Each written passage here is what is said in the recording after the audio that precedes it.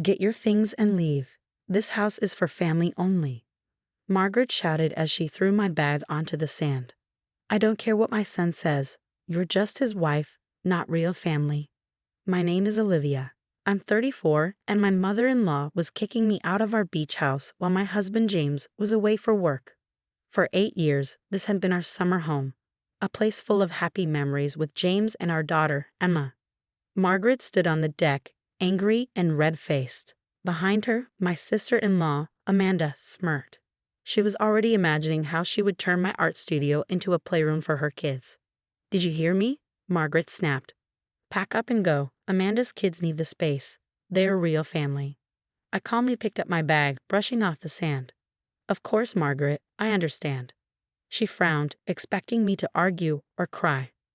Well, good, she muttered, disappointed. James will agree. Family comes first. Oh, I'm sure he will, I said with a small smile as I walked inside to pack. I could hear Margaret and Amanda talking in the kitchen. That awful blue paint in the master bedroom. Gone? Margaret said. And that silly art studio? It'll be a perfect playroom. As I packed, I thought about James's grandfather, Robert. He had built this house with his own hands and always welcomed me, even when Margaret didn't. You're the daughter I always wanted, Robert had told me before he passed away.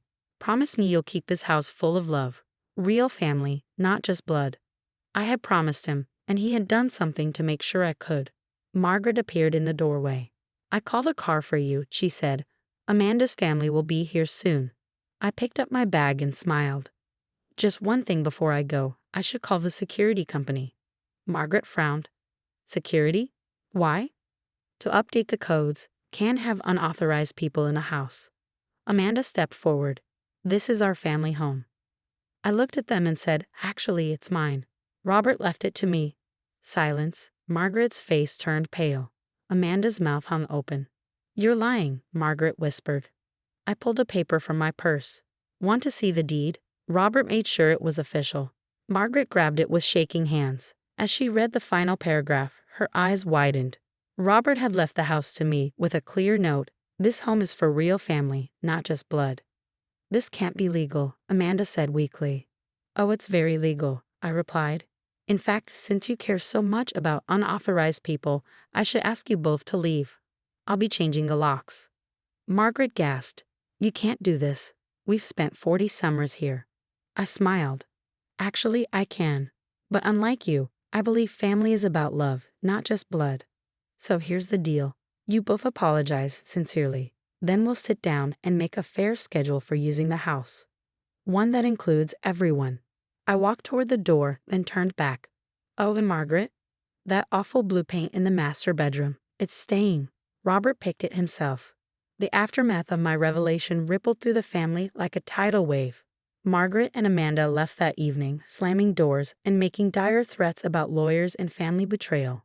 I spent that night alone in the beach house, sitting on the deck where Robert and I used to share our morning coffee, remembering his words about standing my ground. James called the next morning, his voice tight with concern. Mom called me in hysterics. Something about you kicking them out of the beach house? I took a deep breath, watching the waves roll in. Your mother tried to throw me out first, claiming the house was for blood relatives only. I simply showed her the deed Robert left me. There was a long pause. Grandpa Rob left you the house. His tone was surprise, but not angry. When? Last year, before he passed. He wanted to make sure it stayed a place for the whole family, not just the ones your mother approves of.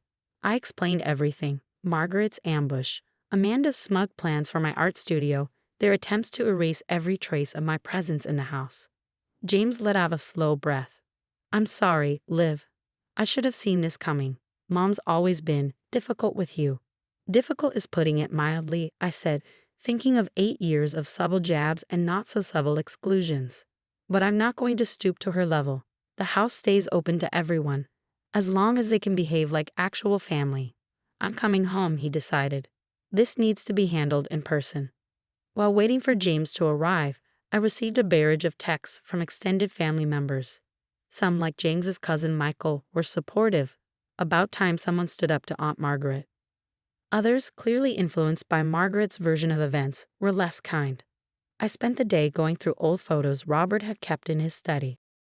There were pictures of James as a child, building sandcastles with his grandfather, photos of family barbecues and fishing trips, and newer ones, Emma's first steps on the beach, Robert teaching her to use his old telescope, my art shows in the garden. The sound of cars pulling up broke through my reminiscing. Looking out the window, I saw James's car, followed by Margaret's luxury SUV, Showtime. The family meeting that followed was exactly as tense as I'd expected.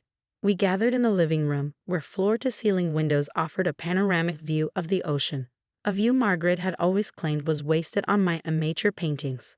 "This is ridiculous," Margaret started, her voice shrill. "Robert wasn't in his right mind when he made these changes. We'll contest it." Actually, James interrupted. "I called his lawyer this morning. Everything's ironclad. Dad witnessed the signing himself." Margaret turned to her husband, Thomas, who had been suspiciously quiet until now. "You knew about this?" Thomas shifted uncomfortably. "Rob talked to me about it. Said he wanted to make sure the house stayed what it was meant to be, a place for family to come together, not drift apart." "We are together," Amanda protested. "We're blood." "Blood isn't everything," I said quietly. "Family is about love, support, acceptance." Robert understood that. He saw how you both treated me, how you tried to exclude me, how you made Emma feel less special than Amanda's kids because she's not a peer steward. James's head snapped up. "What? Oh, you didn't know?" I turned to my husband. "Last Christmas, your mother told Emma she couldn't participate in the family gift exchange because she wasn't really a steward since I'm not from the right bloodline." The room fell silent. James looked at his mother in horror. "Tell me that's not true." Margaret's face flushed. "I was just trying to maintain family traditions." "By hurting my daughter." James's voice was dangerously quiet. "By making my wife feel unwelcome in her own family." "She's not family," Margaret burst out. "She's just some girl you married instead of Catherine Williams like we planned." Finally, the truth came out. This had never been about family traditions or bloodlines. It was about control, about Margaret's thwarted plans for her son's life. Enough. James stood up. "Mom, Amanda, you both have a choice to make. Either you accept that Olivia is my wife, Emma is my daughter, and this house belongs to all of us, or you don't visit at all. Your call." Amanda started crying, a tactic that had always worked on her brother before. But James wasn't backing down. He moved to stand beside me, his hand finding mine. "Robert knew what he was doing," he said firmly, "and I support his decision completely." Margaret stood up, smoothing her expensive slacks with trembling hands. "Well, I can see where this is going. Come on, Amanda. We know when we're not wanted." "That's the thing, Margaret," I said, stopping her before she could storm out. "You are wanted. Your family. But family means accepting all of us, not just the ones who fit your ideal image." She paused at the door, her back rigid. For a moment, I thought I saw her shoulders slump just slightly. But then she straightened up and walked out, Amanda trailing behind her. Thomas lingered, looking torn. "She'll come around," he said finally. "She just needs time." "Rob, he would be proud of you, Olivia. Both of you." As the sound of cars fading into the distance filled the air, James and I stood on the deck, watching the sunset paint the ocean in shades of gold and paint. "I'm sorry," he said softly. "I should have protected you and Emma better." I leaned into his side. "We're protecting each other now. That's what real family does." 3 months passed, and summer was in full swing. Emma had returned from camp, ecstatic to find that not only were we still at the beach house, but her art room had been expanded. James and I had converted one of the unused bedrooms into a proper studio space for both of us, filling it with easels, canvases, and the sound of laughter. The house felt different now, lighter somehow, as if the weight of years of judgment had finally lifted. Without Margaret's constant criticism, we were free to make the place truly our own while honoring Robert's memory. We heard through Thomas that Margaret and Amanda were spending the summer at an exclusive resort, making sure everyone in their social circle knew they were too good for the old family beach house. But their absence had an unexpected effect. Other family members who had stayed away over the years began to return. James's cousin Michael brought his kids for a weekend, something Margaret had always discouraged because his wife was too common. His sister Lucy, who'd been practically disowned for becoming a public school teacher instead of a lawyer, came with her girlfriend. The house was alive with the kind of genuine warmth Robert had always wanted. One evening, as I was setting up for our weekly family barbecue, a tradition I'd started to bring everyone together, I found Emma sitting in Robert's old study, looking at photographs. "Great-Grandpa Rob was really smart, wasn't he?" she said, touching a picture of him teaching her about constellations. "He was," I agreed, sitting beside her. "He knew what really mattered." "Is Grandma Margaret ever coming back?" Emma asked quietly. "Amanda's kids still won't talk to me at school." I pulled her close. "Sometimes people need time to learn important lessons. Your great-grandpa believed everyone could change if given the chance to understand what family really means." As if on cue, we heard a car pulling up outside.